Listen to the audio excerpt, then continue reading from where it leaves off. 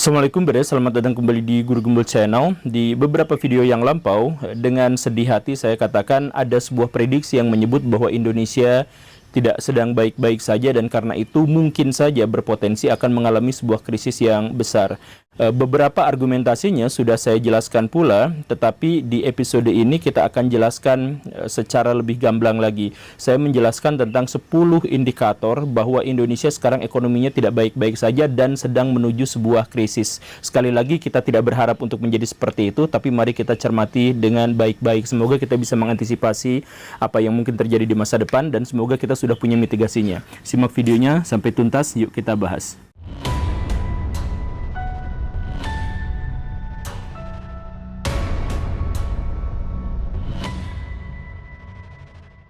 Sekali lagi, saya tidak pernah berharap bahwa krisis ekonomi akan melanda lagi Indonesia. Cuman kita akan menyebutkan satu demi satu indikatornya, dan silahkan konfirmasi di kolom komentar apakah Baraya termasuk orang yang mengalami satu atau beberapa indikator krisis di bawah ini. Yang pertama itu adalah jumlah tabungan masyarakat Indonesia terus-menerus tergerus. Semakin lama semakin sedikit karena semakin banyak masyarakat Indonesia yang makan uang tabungannya sendiri, karena jatah yang harus dikeluarkan setiap bulannya untuk kebutuhan itu ternyata lebih besar daripada apa yang bisa mereka kumpulkan dan dapatkan dalam satu durasi waktu tertentu. Kalau misalkan kita melihat data, itu ada hanya 1% orang di Indonesia yang memiliki rekening di atas 100 juta. Dan itu jumlah yang sangat-sangat krisis, sebenarnya sangat-sangat sedikit kalau misalkan hanya 1% yang punya uang 100 juta. Karena uang 100 juta zaman sekarang pun bahkan sebenarnya tidak besar-besar amat gitu. Mau dijadiin rumah, mau dijadiin apa juga, mau dijadiin kendaraan, mobil gitu, itu juga sebenarnya adalah sesuatu yang sangat-sangat riskan. Tapi kita bahkan yang untuk dapat 100 juta aja itu sebenarnya jumlahnya hanya 1% saja. Dan itu terus-terusan turun, Baraya, dari tahun lalu sampai tahun sekarang itu yang turunnya sampai 6%. Sampai kita misalkan melihat bahwa di antara rentang waktu yang pernah kita alami dari zaman krisis ekonomi tahun 1998 sampai 2024 sekarang, jumlah tabungan masyarakat Indonesia adalah yang paling sedikit. Sejak tahun 99 sampai sekarang itu jumlah tabungan masyarakat Indonesia itu paling sedikit. Nah, inilah salah satu indikator bahwa ekonomi Indonesia tidak baik-baik saja. Apakah Baraya termasuk yang seperti itu atau tidak? Silahkan tulis di kolom komentar. Tapi itu yang pertama, itu indikator yang pertama. Indikator yang kedua tentang bahwa Indonesia ekonominya sedang tidak baik-baik saja adalah kelas menengah di Indonesia terus-terusan turun. Kalau misalkan Baraya ngecek, misalkan tahun 2014, itu ada sekitar 57 juta orang di Indonesia yang ada di kelas menengah. Tetapi sekarang kita mengetahui hanya 47 juta saja. Artinya apa? Ketika jumlah penduduk di Indonesia bertambah sekitar 1,5-2% per tahunnya, tapi kemiskinannya juga makin nambah, sedangkan yang di pertengahan itu menyusut terus sampai 10 juta orang dalam 10 tahun. Ini mengerikan. Jadi kalau misalkan Baraya cek datanya itu, maka orang-orang di Indonesia yang memiliki pendapatan UMR sekitar 2 juta, 3 jutaan itu turun sampai sekitar hanya 47 juta orang saja di Indonesia. Dan kita mengetahui bahwa ekonomi sebuah bangsa itu biasanya ditopang oleh kelas menengah. Nah, kelas menengah di Indonesia itu surut terus-terusan. Menjadi banyak yang miskin, dan yang miskin menjadi semakin miskin lagi. Ini sesuatu yang harus dicatat sebagai bagian dari indikasi bahwa kita mengalami krisis atau mengalami ancaman terhadap krisis. Kemudian masalah yang berikutnya itu adalah kenapa masyarakat Indonesia kelas menengah itu semakin sedikit, dan kenapa tabungan masyarakat Indonesia juga semakin lama semakin sedikit? Karena tingkat PHK di Indonesia itu tinggi sekarang. Tahun ini diperkirakan itu mencapai 70.000 orang di PHK. Di sektor yang formal gitu ya, di manufaktur dan sebagainya, itu banyak sekali yang habis, banyak sekali yang di PHK. Sampai sejauh ini sih baru sekitar 50 ribuan orang, tetapi mungkin akan mencapai 70 ribuan orang. PHK yang paling banyak dalam hal ini itu di Jawa Tengah, kemudian di Jakarta, dan kemudian di Banten. Ya, syukur-syukur di pulau lain tidak gitu ya. Cuman maksudnya kenapa banyak PHK di Pulau Jawa itu karena yang paling banyak pabriknya itu adalah di Pulau Jawa. Dan indikator yang keempat ini juga menyangkut jawaban atas kenapa banyak PHK di Indonesia, yaitu karena pabrik-pabrik di Indonesia, perusahaan-perusahaan di Indonesia, manufaktur di Indonesia itu banyak yang gulung tikar, ada yang pailit, ada yang bangkrut. Jadi ini tidak bisa dianggap sebagai sesuatu yang biasa aja.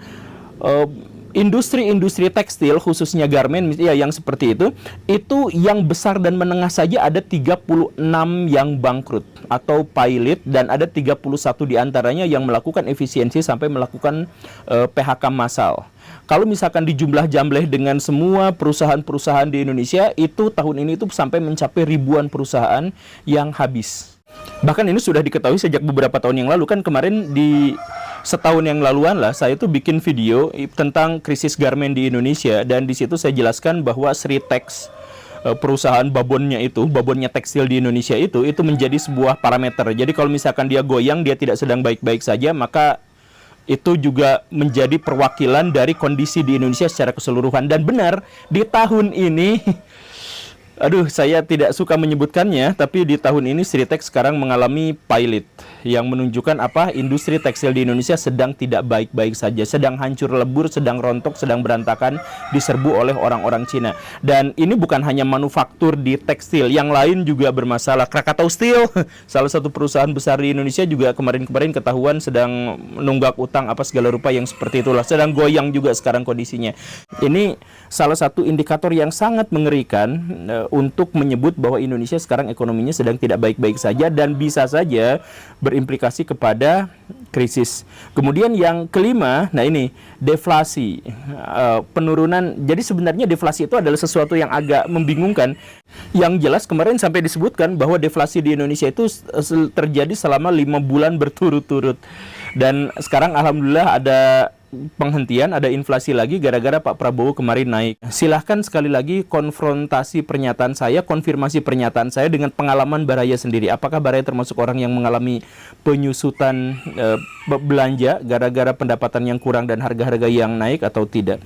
Kemudian indikator berikutnya tentang krisis ekonomi di Indonesia itu adalah bahwa penyerapan sektor formal terhadap pekerjaan itu semakin lama semakin surut. Ini datanya cukup ngeri Baraya. Misalkan di tahun 2009 sampai 2014 itu ada sampai 15 juta orang yang berhasil diserap oleh sektor formal di Indonesia. Tetapi dari tahun 2014 sampai 2019 itu turun sampai setengahnya. Jadi hanya sekitar 8 juta orang saja. Dan kemudian dari tahun 2019 sampai 2024 itu turun lagi sampai hanya 2 juta orang saja yang diserap di sektor formal. Akibatnya apa? Semakin banyak orang yang kerja di sektor informal, seperti jadi driver gitu ya, pedagang kaki lima dan sebagainya. Nah, mereka-mereka itu sebenarnya rentan. Karena apa? Karena mereka tidak punya jaminan tentang penghasilan mereka gitu. Itu kan sangat fluktuatif, sangat bisa naik turun dan sebagainya. Dan karena itu ini sebenarnya tidak baik-baik saja dalam konteks ini.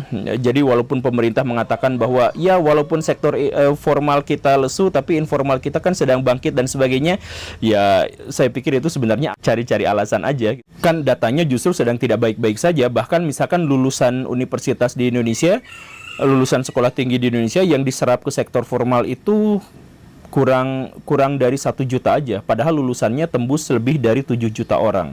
Ngeri kan? Kemudian yang ketujuh, indikasi bahwa Indonesia tidak baik-baik saja adalah utang Indonesia tembus 8.500 triliun.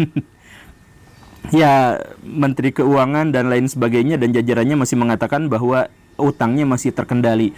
Cuman ya kalau memang utangnya terkendali, kenapa nggak dikurangin aja gitu? Ya itu silahkan Baraya diskusikan. Dan kemudian yang ke-8, indikasi bahwa Indonesia sedang tidak baik-baik saja ekonominya itu adalah 10 juta generasi Z di Indonesia itu pengangguran. Tidak sekolah, tidak kuliah, tidak ngapa-ngapain. Nah ini masalahnya adalah apa? Masalahnya Gen Z itu kan adalah generasi produktif. Maksudnya pemerintah Indonesia itu sering menyebut bahwa Indonesia itu bonus demografi dan sebagainya. Karena apa? Karena angkatan kerjanya lebih tinggi daripada angkatan non kerjanya gitu dan sebagainya. Ya, tapi angkatan kerja yang dimaksud itu adalah angkatan kerja yang bekerja. Nah, di Indonesia dari 70 juta Gen Z di Indonesia, itu 10 jutanya itu nggak kerja gitu. Nah, ini kan mau menikmati bonus demografi di mana kalau misalkan situasi dan kondisinya seperti ini. Nah, kenapa Gen Z di Indonesia itu tidak bekerja, menganggur dan lain sebagainya? Ya, salah satu alasannya ternyata adalah karena kualitas mereka sekarang memang diragukan. Jadi mereka kenapa nganggur bukan salah-salah amat perusahaannya, tapi banyak di antara Gen Z di Indonesia itu yang gampang ngeluh, gampang butuh healing, gampang stres, gampang tertekan. Jadi ketika kerja juga pilih-pilih, cari yang paling gampang tapi gajinya gede, tidak mau berupaya dan sebagainya. Ini menunjukkan penurunan kualitas sumber daya manusia di Indonesia. Alasannya ya lagi-lagi gara-gara media sosial, gara-gara TikTok dan lain sebagainya yang memberikan kepada kita harapan-harapan palsu dan memberikan kepada kita berita-berita palsu dan memanjakan otak kita sampai kita tuh tidak bisa lagi bekerja keras sama seperti generasi sebelumnya. Ini ngeri kan, Baraya, sumber daya manusia di Indonesia yang seharusnya produktif, tapi 10 juta diantaranya adalah pengangguran. Ngeri, Baraya. Lanjut ya, kemudian yang ke-9-nya, indikasi bahwa Indonesia ekonominya sedang tidak baik-baik saja, itu adalah bahwa kan sekarang tuh sedang terjadi perang dagang terus-terusan ya, dan memanas terus-terusan antara Amerika Serikat dengan Cina dan lain sebagainya. Dan karena itu banyak sekali perusahaan-perusahaan di dua negara itu yang langsung investasinya di luar negeri mereka gitu, untuk jaga-jaga dan sebagainya. Nah, pas jaga-jaga seperti itu, akhirnya banyak yang datang ke Vietnam, banyak datang yang ke Malaysia, ke negara-negara Timur Tengah, dan lain sebagainya. Nah, tapi ke Indonesia nggak kebagian, Baraya.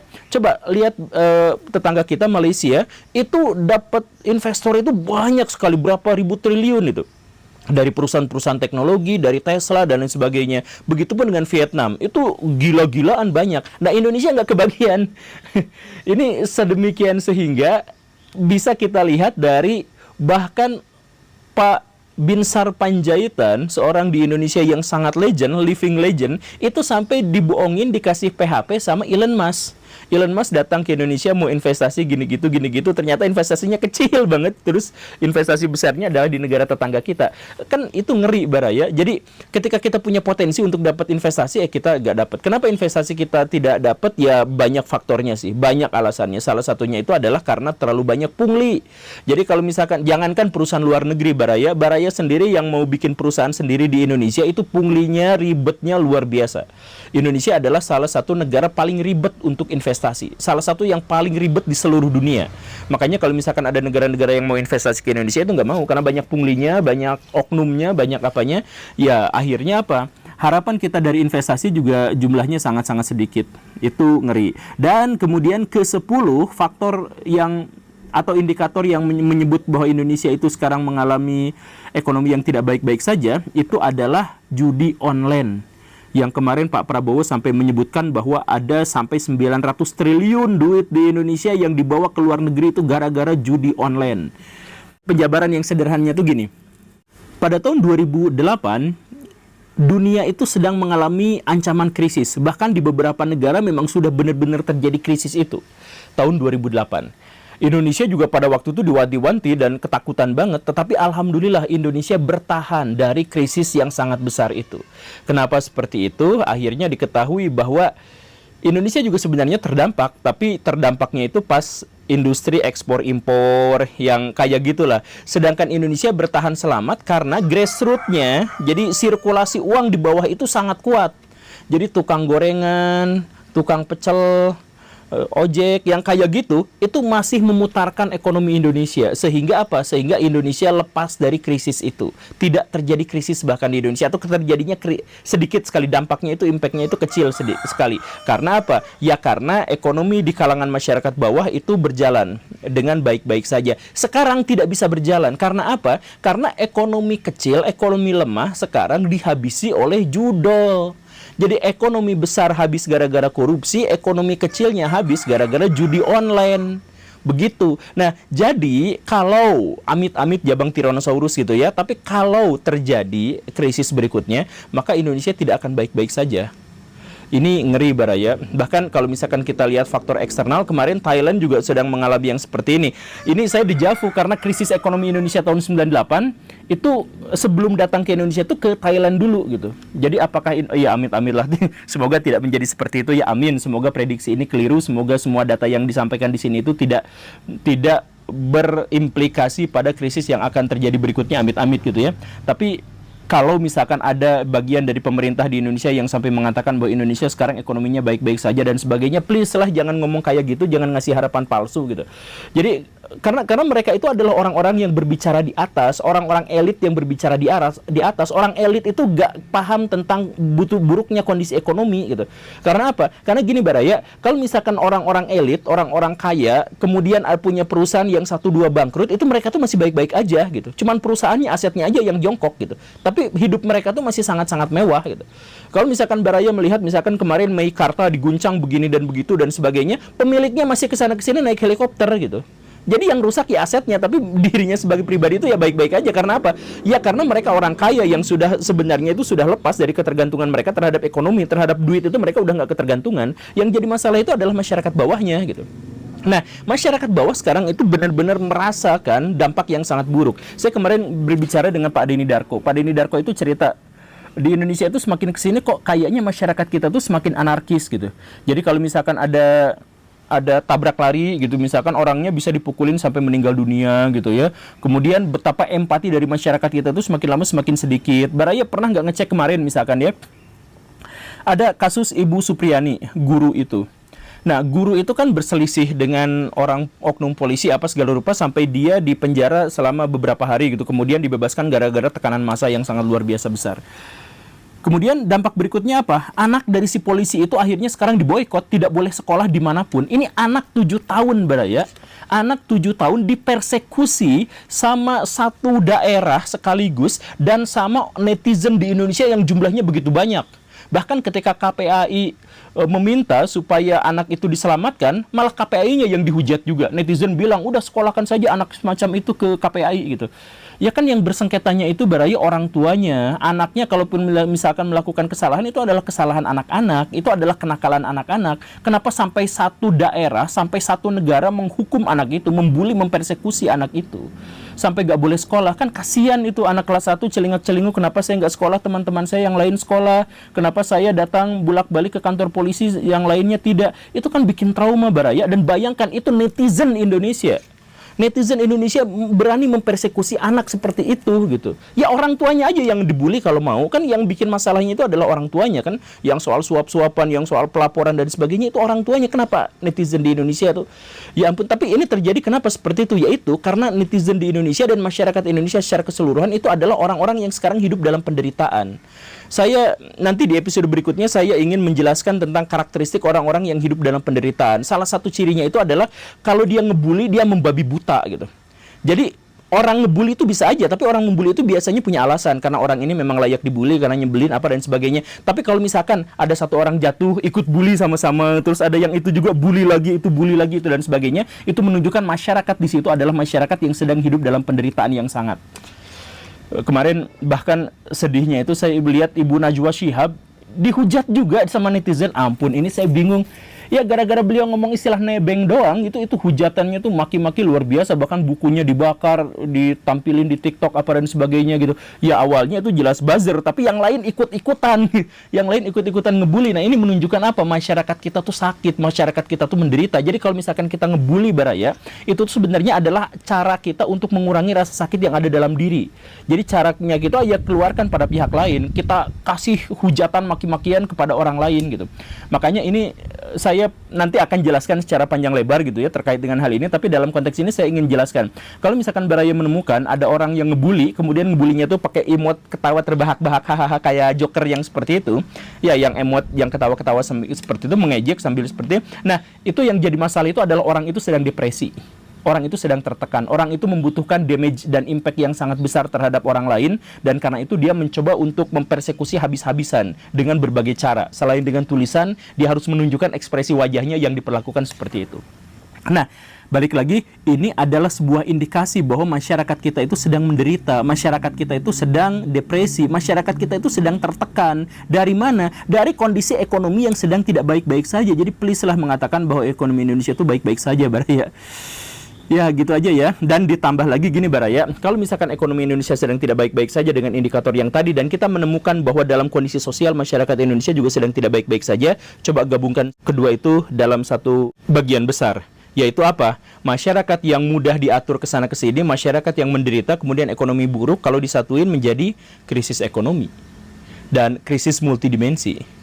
Saya sih berharap bahwa Pak Prabowo sekarang itu mampu menyelesaikan masalah-masalah yang semacam ini, dan kita melihat Pak Prabowo begitu tegar, dan sampai sejauh ini kita layak untuk mengapresiasi karena beliau itu memang melakukan tindakan-tindakan yang cukup tegas dan cukup sesuai dengan harapan publik. Ya, sampai sejauh ini ya, kita nggak tahu ke depannya, tapi sampai sejauh ini kita layak untuk memberikan harapan kepada beliau. Tetapi tentu saja kita tidak boleh menggantungkan harapan hanya kepada 1-2 orang saja, karena krisis ekonomi itu bisa selesai kalau kita kompak bersama-sama untuk menyelesaikannya. Jadi anggaplah kita memberikan harapan kepada Pak Prabowo sebagai presiden, tetapi jangan lengah, karena kita pun harus bisa mengatasi ini. Kita harus bisa mengantisipasi dan kita harus punya mitigasi terhadap hal ini. Semoga bermanfaat. Terima kasih karena sudah menyimak. Saya Guru Gembul. Assalamualaikum warahmatullahi wabarakatuh.